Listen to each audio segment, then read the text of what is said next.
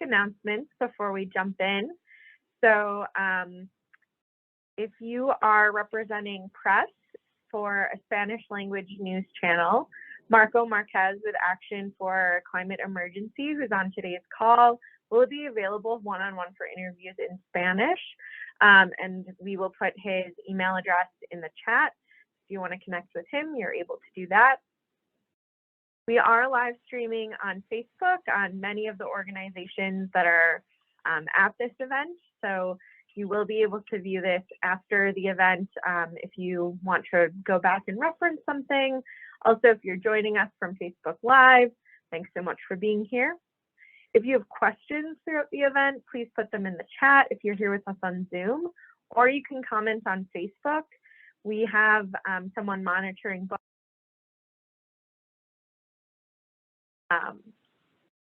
We'll have time to answer those questions at the end. And then a press release will be posted online and sent out this afternoon as well about this event. So thank you again for attending. I'm Cassie Steiner, Senior Campaign Coordinator with Sierra Club Wisconsin Chapter.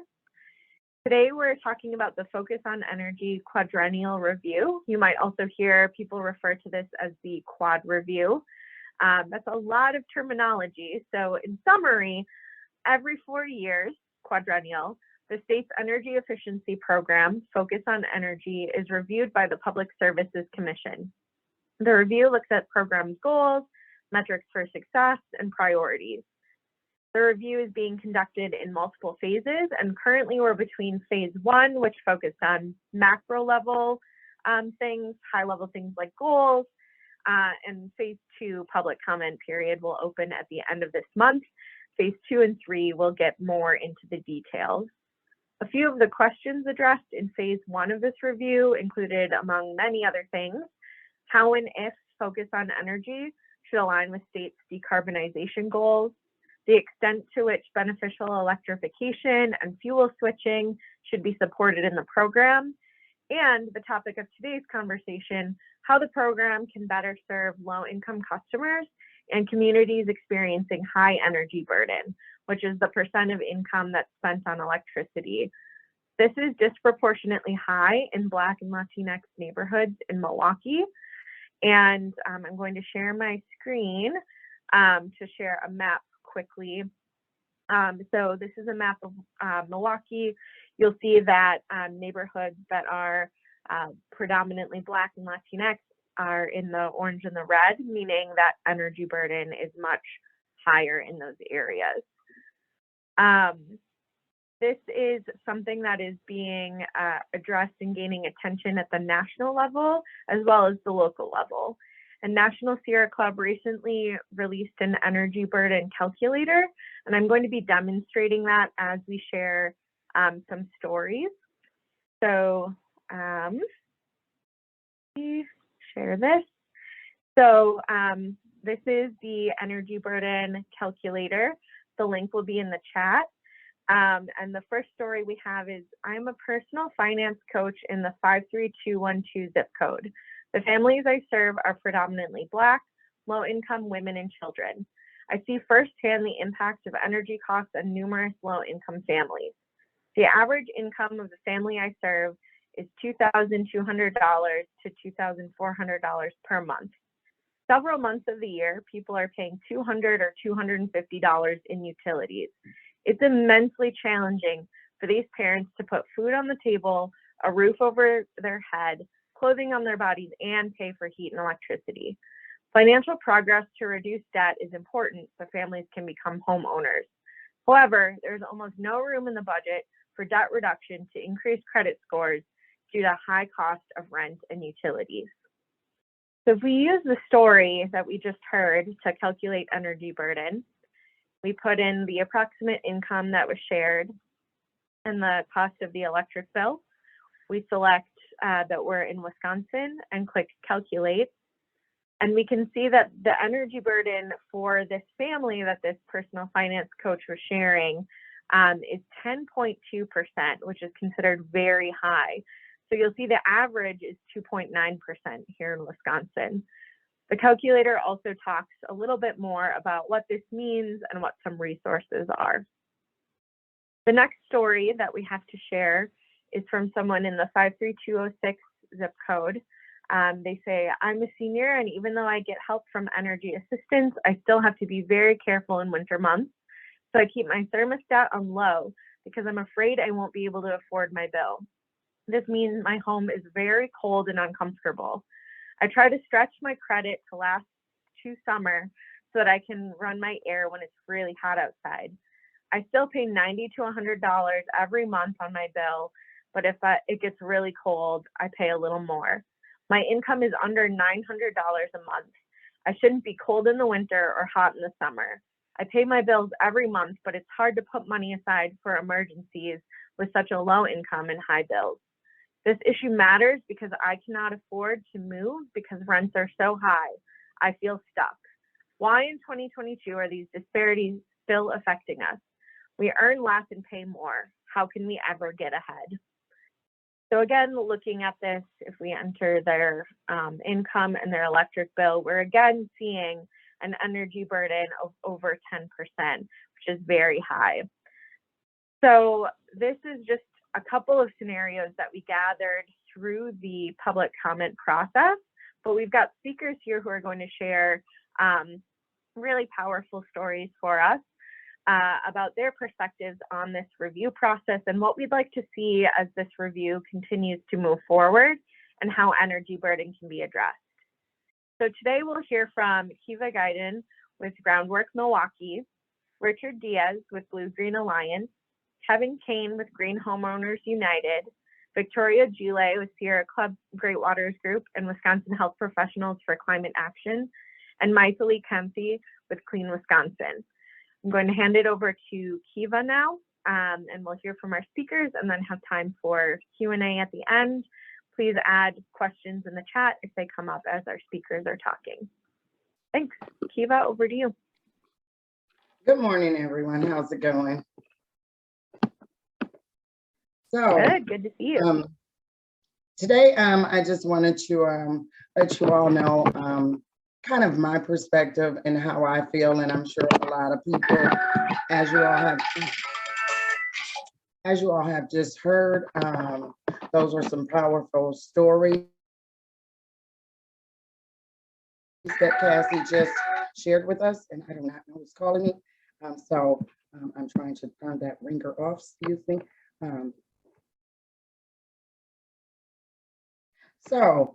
Energy burden is the percent of your household income that goes into your energy bill. Predominantly 10% of these low income housing or low income folks, they use at least 10% of their income, their earned income, towards their bill. Black and brown neighborhoods here in Milwaukee have disproportionately have high energy burdens, some of the highest in the nation. High energy burden is happening in historically red line neighborhoods all over the nation, and in these red line neighborhoods. And there are many layers to it.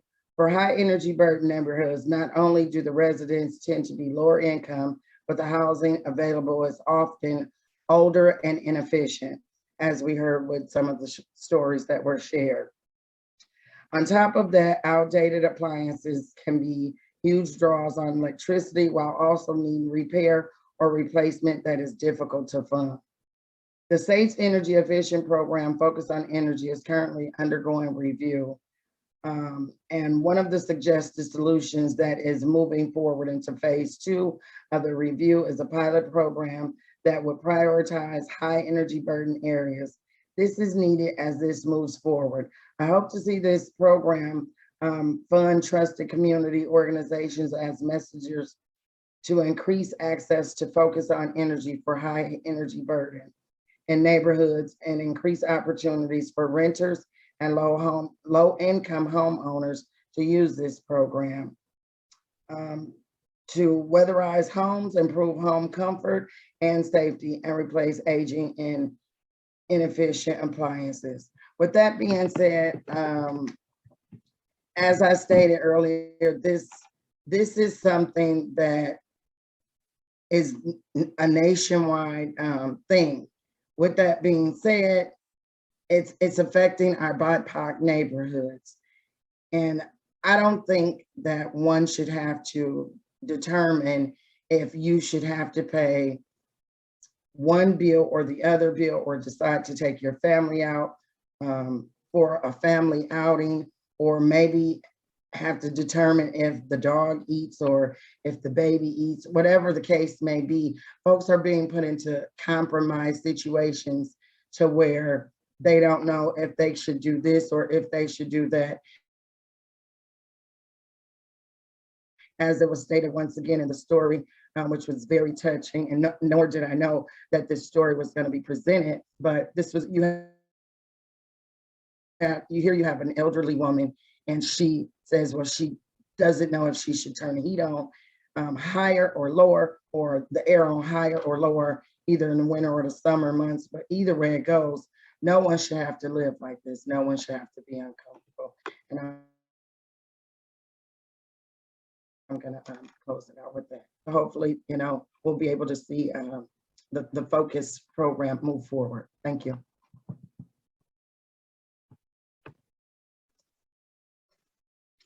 Thank you, Keviea, for your strong remarks. My name is Richard Diaz. I'm the Midwest Regional Field Organizer with the Blue Green Alliance.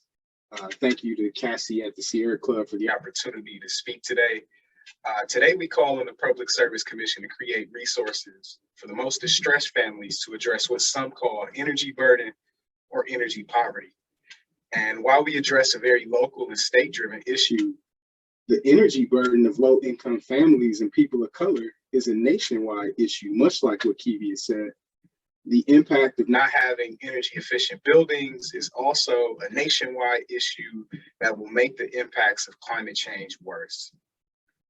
The building sector truly sits at the intersection of climate change, income inequality, and racial inequity, and its impact on climate change is undeniable.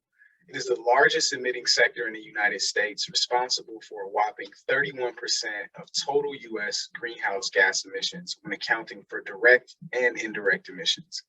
The sector is also one of the most visible examples of racial inequity in the nation.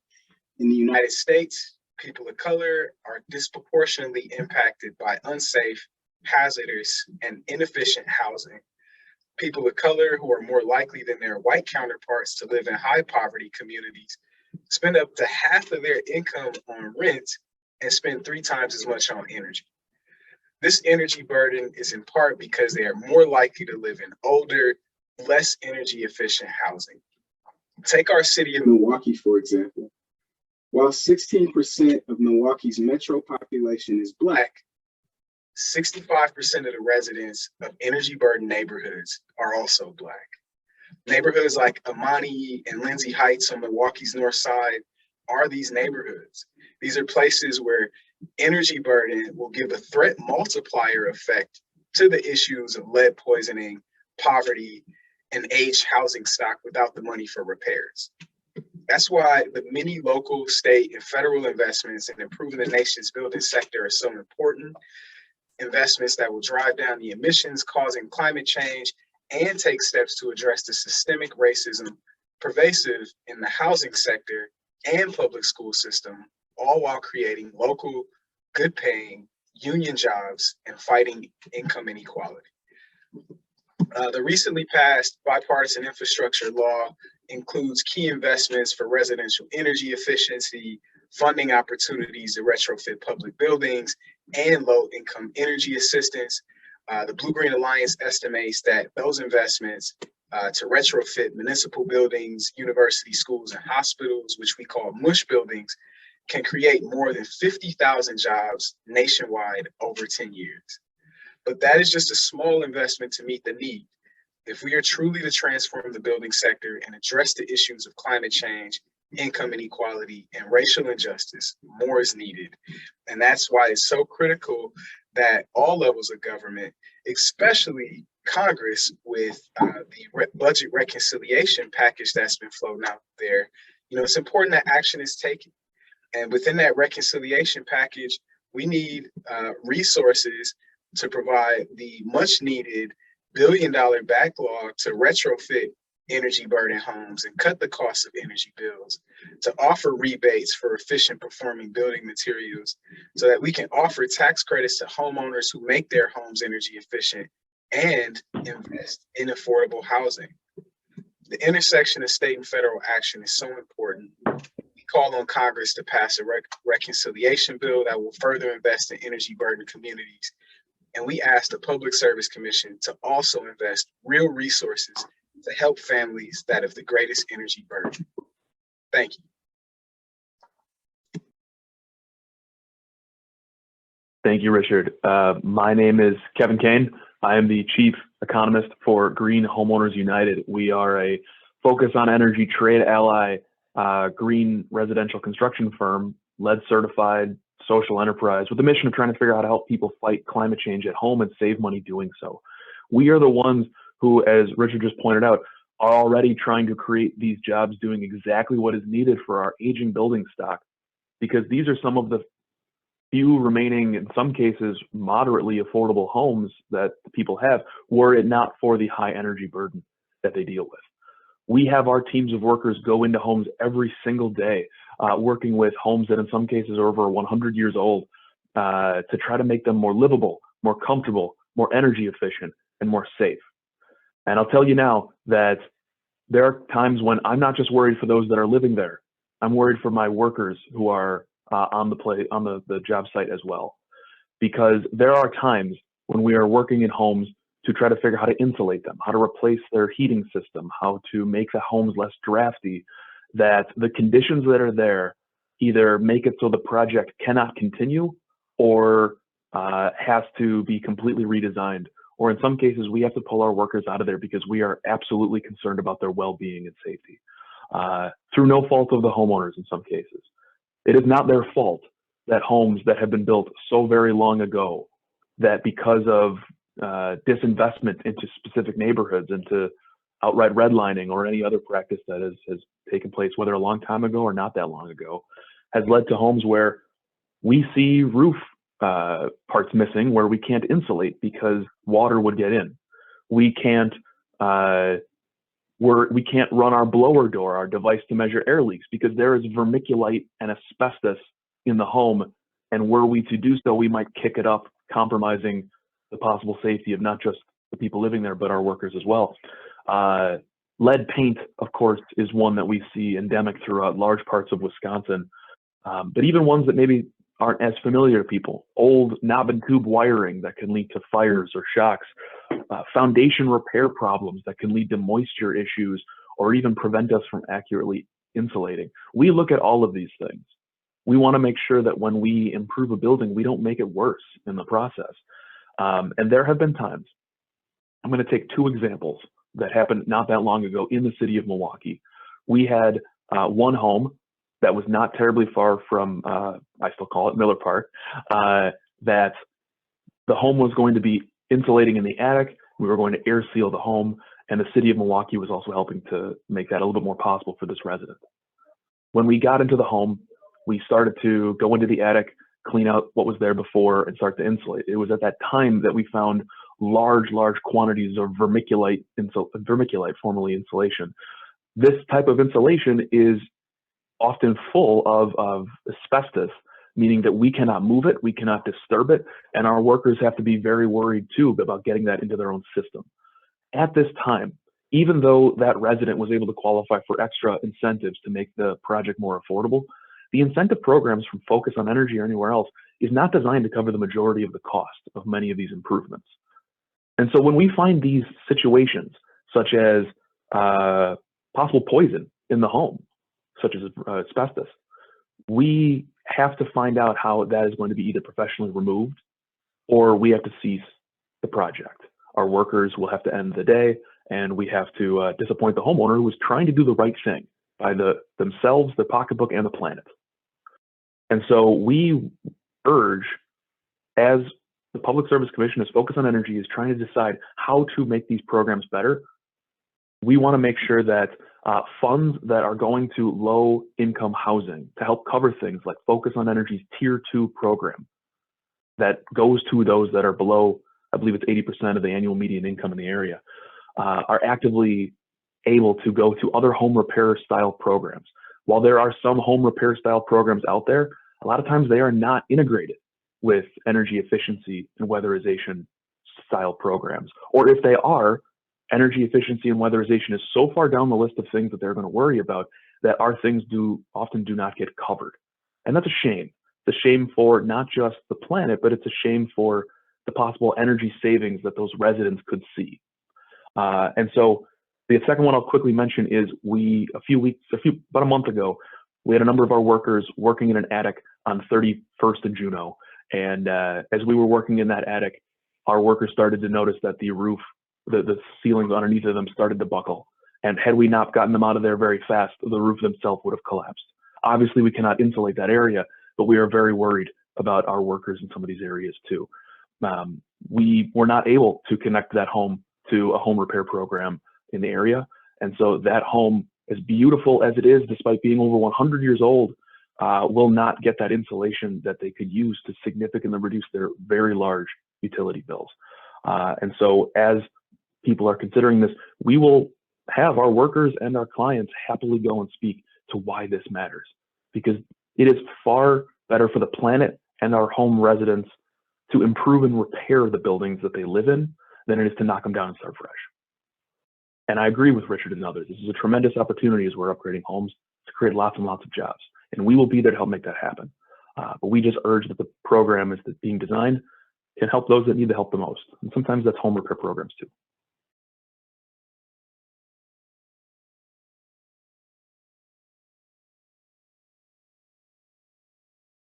There we go. Thank you, Kevin. My name is Victoria Gile, and I'm a primary care physician in Milwaukee. Though I pride myself in providing truly excellent care to my patients, I know that much of their health is determined in their communities long before they set foot in my office for all of the reasons that everyone else has already described. Almost all of my patients come from Milwaukee neighborhoods that suffer from increased energy burden, and I can see really directly how this harms their health. I've got a couple of examples since we're all going for anecdotes today. One of my patients, Tyler, has such profoundly poor blood flow to his legs that he recently had to have his leg amputated at the knee. Unfortunately, his house is also so poorly insulated that he has to use his gas oven for extra heat output during the winter. He's blind, he has kidney failure, and luckily he doesn't currently have lung issues, but almost certainly will soon because he uses a gas stove for heat, and that's one of the most polluting things you can do within your home. Another of my patients, Bonnie, has very severe asthma. Pollen levels and humidity in the summer make her breathing dramatically worse. We talk about how closing her windows and turning on the air conditioning would improve her symptoms when she's at home, but she just says she cannot afford to do it. So that means she suffers quietly during the spring and the summer, and she tries to avoid the emergency room until the relief of fall, though obviously with climate change, that relief is coming later and later in the year. And these are just examples of patients who still manage to pay their bills. For many of my patients, unaffordable electricity rates have led to thousands of dollars of unpaid bills during the shut-off moratorium, and many of them had their electricity shut off mid-April. They won't be able to keep their insulin refrigerated or power their breathing machines until they're able to dig themselves out of the hole of unpaid bills. I know as a climate activist that climate change will have severe consequences for all Wisconsinites. And I'm really very grateful that Focus on Energy already does so much to decrease energy use in our state as we transition to fossil fuel-free power. I'm excited to see how this new quad review accelerates Wisconsin's transition to a renewable energy future as we move forward. But I'm particularly grateful that this cycle's focus on low-income customers may actually have more meaningful impacts for my patients right now. Making Focus on Energy programs effective, accessible, and affordable for these homes that have such dramatic health consequences of their inability to pay their bills will meaningfully improve Wisconsin's health right now. I'm hopeful that this time next year, I'll be referring my patients to new energy efficiency incentives that actually meet their needs and improve their health. Thanks for your time, and now I'll turn things over to Maithili. Thank you very much, Victoria. Good morning, everyone. My name is Maithili Kanthi, and I'm the Climate Justice Organizer at Clean Wisconsin. Thank you to all of those who have spoken before me, and to Keviea and Victoria in particular for covering how energy burdens are both an equity issue and a public health issue, and how focus on energy can be an effective tool in addressing both of these needs. I'd also like to add that it is important from a climate justice perspective to center those most burdened by our current fossil fuel energy system when we're implementing climate solutions. Thus, Focus on Energy's low-income offerings are an example of that climate justice by ensuring that climate solutions meet those needs, meet those people who need it most. And so Clean Wisconsin has long been an advocate for the Focus on Energy program.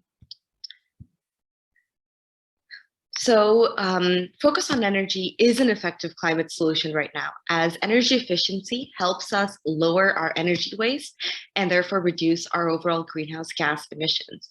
As many of you know, Governor Evers passed an executive order in 2019 committing Wisconsin to achieving 100% carbon-free electricity by 2050 and ensuring that the state fulfills the carbon reduction goals of the Paris Climate Accords.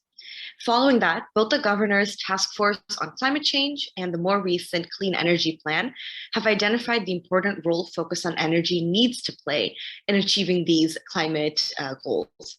While there are a lot of different things we need to do to address climate change, the services and programs Focus on Energy provides will continue to play a crucial role in helping Wisconsin reach our decarbonization goals. In our Phase 1 comments, Clean Wisconsin noted that Focus is well positioned at the moment to promote energy efficiency in the state because of its long history of offering these services to folks in Wisconsin and because of their existing relationships with contractors and trade allies. Therefore, Clean Wisconsin recommended the Commission investigate how to align Focus's program goals and offerings with the state's decarbonization goals in the Quad 4 program period. We understand that identifying these carbon reduction opportunities will take time, so we're glad to see the Commission begin exploring the costs, benefits, and opportunities associated with aligning Focus programs to the decarbonization goals and using the next 4 years as a transitional period for that. At the same time, however, we also don't think it's necessary for the Commission to postpone the matter entirely for all 4 years. There are opportunities right now to significantly reduce emissions through incorporating and expanding electrification measures and programs. And so we would have liked to see them be more ambitious in that regard. Ultimately, though, we understand that much of this comes down to funding. And Focus is currently limited by a fixed budget that's determined by the legislature. Focus is currently an effective energy efficiency tool, though, and so we want to protect everything it's able to achieve right now. Therefore, we're also keeping within our sights the need to increase funding for the program so that it can provide deeper subsidies, reach more households, and expand its offerings to include more innovative technology, such as electrification. So towards this end, we are constantly working with a variety of stakeholders to find consensus that would allow us to build support towards this goal. Because ultimately, investing more in our decarbonization goals and investing more in Focus on Energy are really one and the same. Thank you again to Sierra Club for organizing this event and allowing all of us to have a chance to talk about this very important topic that's being moving forward in our environmental landscape right now. So with that, I'll turn the mic back over to Cassie. Great, thank you all. Thank you speakers for sharing so many really personal stories about how this is impacting our communities. There are a couple of Public Service Commission priorities that we hope to see moving forward into the next phase of this process. So first, we'd like to thank the commissioners for identifying several possible solutions as have been highlighted. We're really excited to see the energy burden pilot program moving forward. We're excited to see the Public Services Commission identifying energy burden and low-income customers as an area of need, as well as the need to align with decarbonization goals. We're also excited to see that one of the recommendations that's moving forward is engaging community organizations that are trusted in high energy burden areas to help reach people access this program and help them apply for it and actually utilize the program as it comes together. As we move into the next phase, we hope that some of the details that come together are increasing the ease of the application process so that people who maybe are unfamiliar with Focus on Energy learn what it is and are able to apply easily to access the programs that are available. We're also hoping that renters are considered in this, as well as low-income programming, and then also that the pilot program for energy burden areas, as well as some of the other energy efficiency programs, addresses the health and safety concerns that Kevin mentioned, as well as covering appliance replacements to address some of the concerns that Victoria talked about. And then there has been a lot of feedback from those experiencing high energy burden, and we hope that that helps shape the details of the program as we move into phase 2. And then finally, as Mythili mentioned, aligning with decarbonization goals more rapidly so that we are addressing both climate concerns and environmental justice concerns through improvements to this program. But on the whole, we're excited about the direction this is going. We're eager to engage in phase 2. And with that, we will open it up to questions. One that is in the chat from someone is, so what would we like to see done? I mentioned some of the asks, but I'm curious if any of our speakers today have additional things that you're looking for in phase 2 of this process.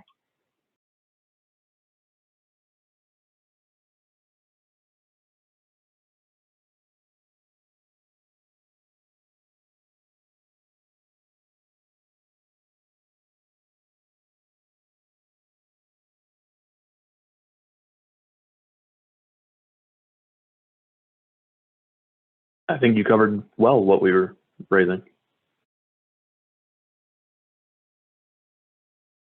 Sounds good. Let's see. If any additional questions? I'm not seeing any additional questions. So at this time, I want to thank everyone for joining us on the Facebook Live and on the event here. Again, the press release will be sent out later today so that you can access that information and have the asks that we have moving forward in writing. The recording is available on most of our organization's Facebook pages at this point. And then finally, Marco from ACE is available for interviews with Spanish language press that is covering this. Additionally, many of our speakers are available for further discussion if it's helpful. You can reach out to me. My contact information is at the press advisory that you were sent. And thank you again for everyone who tuned in and to all of our really wonderful speakers. I'm so thankful to do this work with all of you, and I hope you have a great day.